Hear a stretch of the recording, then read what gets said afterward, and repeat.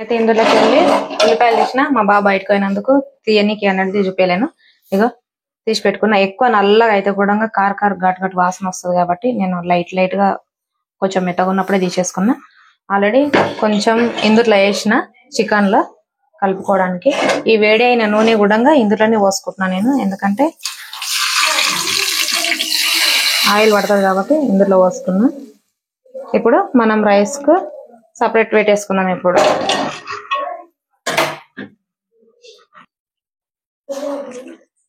పైనకి వెళ్ళి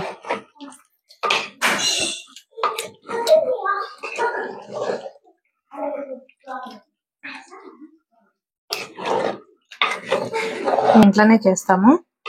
ఇంకా